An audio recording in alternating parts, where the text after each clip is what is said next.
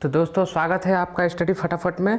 और हम इस वीडियो को सीरीज को आगे बढ़ाते हुए पॉलिटिकल साइंस में चलेंगे। आज पढ़ेंगे यथार्थवादी दृष्टिकोण और नव यथार्थवादी दृष्टिकोण। तो बिना देर किए हम आज पढ़ते हैं। यथार्थवादी दृष्टिकोण 3-4 पॉइंट में ख़त्म हो जाएगा और ये पॉइंट आप याद रखिए। याद रखेंगे यथार्थवादी दृष्टिकोण को पूरी तरह समझ लेंगे और लिख सकते हैं। यथार्थवादी दृष्टिकोण कहता है कि यह किस रूप में उत्पत्ति हुई, अर्थात आदर्शवाद जब विकसित हुआ, आदर्शवाद के पतन के स्वरूप यथार्थवादी दृष्टिकोण का विकास हुआ। और यह दृष्टिकोण यह मानता है कि मानव स्वभाव की प्रमुखतः 3 विशेषताएं होती है: शक्ति, शस्त्र और युद्ध। अर्थात यह शक्ति पर बल देता है, अत्यधिक शक्ति पर बल देता है। इस चीज़ को आपको याद रखना है, शक्ति, शस्त्र और युद्ध, इन 3 बातों पर यह ध्यान देता है। और यह जो परिस्थिति रहती है उसी का वर्णन वैसे ही करता है, न कि कल्पनात्मक रूप से आदर्शवादी रूप में। दूसरा है कि राष्ट्र की शक्ति का विकास। यह चाहता है कि कोई भी राष्ट्र अपनी शक्ति का विकास करे, क्योंकि इसके अनुसार जब राष्ट्र शक्तिशाली होगा तो ही अपने हितों की पूर्ति कर सकता है, वरना वह अपने हितों की पूर्ति नहीं कर सकता। दूसरा बात कहता है कि शक्ति को अत्यधिक बल देना। यह ऐसे ही राष्ट्र की शक्ति का विकास चाहता है, अर्थात यह शक्ति को बल देगा ही, तो इसलिए शक्ति को अधिक बल देना भी इसका पर्याय है। शक्तिवादी दृष्टिकोण, अर्थात इसे शक्तिवादी दृष्टिकोण भी हम कहते हैं। ये अत्यधिक शक्ति पर बल देता है, इस कारण हमें इसे शक्तिवादी दृष्टिकोण भी कहा जाता है। तो कहीं भी पूछ सकता है शक्तिवादी दृष्टिकोण किसे कहते हैं, तो यथार्थवादी दृष्टिकोण को ही शक्तिवादी दृष्टिकोण कहते हैं। आशा है आपको समझ में आया होगा। आप इसको अगर नोट करना है तो नोट कर लीजिए। अभी हम फिर देखेंगे नव यथार्थवाद, जो इसी के रूपरेखा पर आधारित है।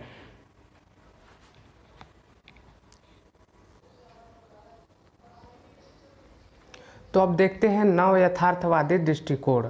नव यथार्थवादी दृष्टिकोण को ही हम संरचनात्मक दृष्टिकोण भी कहते हैं। तो हमें यह याद रखना जरूरी है कि संरचनात्मक दृष्टिकोण और नव यथार्थवादी दृष्टिकोण दोनों एक ही है। जो समकालीन यथार्थवाद, अर्थात जो अभी वर्तमान में चल रहा है, उस यथार्थवाद को हम नव यथार्थवादी या संरचनात्मक यथार्थवादी दृष्टिकोण कहते हैं।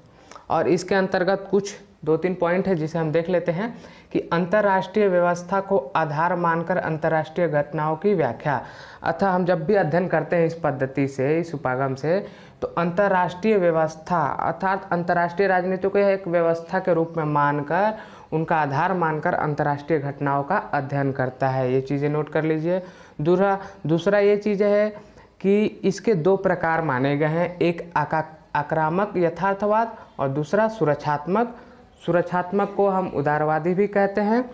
तो आक्रामक और सुरक्षात्मक, इसके अंतर्गत 2 चीज़ें हैं कि आक्रामक में केंद्रीय सत्ता पर बल दिया जाता है, अर्थात इसमें जो प्रमुखतः केंद्र में सत्ता होती है उसी पर बल दिया जाता है। दूसरा है संघर्ष स्थायी। यह मानकर चलते हैं कि अंतर्राष्ट्रीय राजनीति के परिप्रेक्ष्य में संघर्ष जो होता है वह स्थायी तत्व होता है। सुरक्षात्मक उदारवादी, अर्थात सुरक्षात्मक यथार्थवाद को हम क्या कहते हैं, उदारवादी यथार्थवाद भी कहते हैं, क्योंकि यह सुरक्षात्मक दृष्टि से देखता है। उदारवाद भी सुरक्षा को मायने रखता है, प्राथमिकता देता है। तो इसके अंतर्गत क्या कहलाता है कि राज्य ने अंतर्राष्ट्रीय विधि और समुदाय द्वारा व्यवस्था निर्माण की कामना। यह कहता है कि अंतर्राष्ट्रीय क्षेत्र में जो भी विवाद हो उनको संघर्ष के रूप में परिणित न होने दिया जाए। राज्य ने अर्थात कूटनीतिक व्यवस्थाएं, जो विधि है, नियम है, अंतर्राष्ट्रीय जगत के नियम हैं, उनके अंतर्गत आदि तथा समुदाय, विभिन्न समुदाय संगठित हुए हैं, उनके द्वारा जो व्यवस्था होती है उसकी निर्माण की यह कामना करता है। कहता है कि उसी के अंतर्गत व्यवस्था का निर्माण हो। और मैंने तो ये बता दिया था कि समकालीन यथार्थवाद जो है वर्तमान का, उसी को ही नव यथार्थवाद कहते हैं। तो यथार्थवादी दृष्टिकोण और नव यथार्थवादी दृष्टिकोण में सिर्फ 2 ही अंतर यह है कि यथार्थवादी दृष्टिकोण शक्ति पर बल देता है, किंतु नव यथार्थवाद में 2 चीज़ आ जाती है। एक कि जहाँ पर संघर्ष को स्थायी तत्व मान लिया जाता है, और सुरक्षात्मक में विधियों, कूटनीति को मानकर नई व्यवस्था का निर्माण की कल्पना की जाती है। तो मुझे आशा है कि आप सबको समझ में आया होगा। आप लोग इसे भी नोट कर लीजिएगा। धन्यवाद। जय हिंद।